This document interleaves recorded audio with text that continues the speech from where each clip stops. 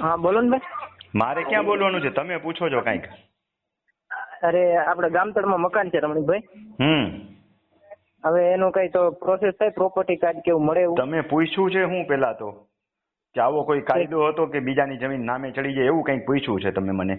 પૂછો છો બીજું અને ફોનમાં કઈક બીજું પૂછો છો અને વોટ્સએપમાં કઈક બીજું પૂછો છો.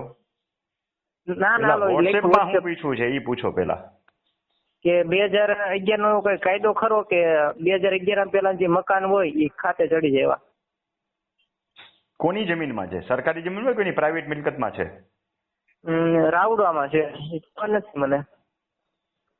પેલા તો જો પારકી મિલકતમાં હોય ને તો કોઈ દી ખાતે ચડે નહીં. એવા પરિપત્રો તમે ક્યાંથી કાઢી આવ્યા? મારે ઓલું કેવું પડે, એક પિક્ચર છે ખબર છે, કહા સે આતે હે લોગ, સાંભળ્યો છે ડાયલોગ? હા હા, કહા સે આતે હે લોગ, કહા સે લે આતે હે યે નોલેજ. એ મને નથી ખબર પડતી, આજ સુધી મારા નોલેજમાં નથી. એવા તમે કઈક વિગતો અંદર ટાંકી નાખી છે, એ કોપી ક્યાંથી લેવા? આ તમે મને મોકલી છે બે કાયદાની. ઓનલાઈન જોઈ હતી. એવો કોઈ કાયદો નથી મારા વાલા. કોક હાલી નીકળેલા માણસો ઓનલાઈનમાં ઘણું ચડાવે. પેલા તો વોટ્સઅપ યુનિવર્સિટી છે ને એની ડિગ્રી લેવાનું બંધ કરી દેવું જોઈએ. કેટલું ભણેલા છો તમે?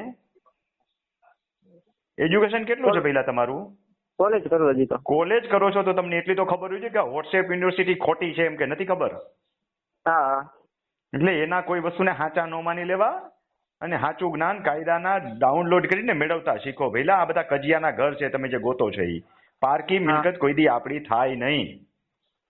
અને રાવડી જમીનમાં મકાન હોય અને સરકાર જો 100 વાર એલોટ કરે છે તો એ માટે માંગણી અલગથી કરવી જોઈએ, પણ એ ગામની જમીન ન હોવી જોઈએ.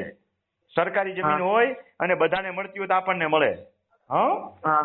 અને કઈક સાચું નોલેજ કેળવો અને ક્યારેક નહીં તો શીખવા માટે તાલીમ કેમ્પમાં આવો. અને નહીતર વિડીયો કઈક સાચા જુઓ. હાલી નીકળેલા માણસોના વિડીયો ન જુઓ. ઘણાના વિડીયો આવે છે 12 સાલ से कब्जा आपके पास है तो रजिस्ट्री आपके नाम हो जाएगी. કોણ તારો બાપ રજીસ્ટ્રી કરાવી દે? એને ડી પૂછવું જોઈએ. હે, વાત બરોબર છે. પારકી મિલકતો આપણા નામે થઈ જાય ખરી? ના થાય. ભલે પેલા. હા.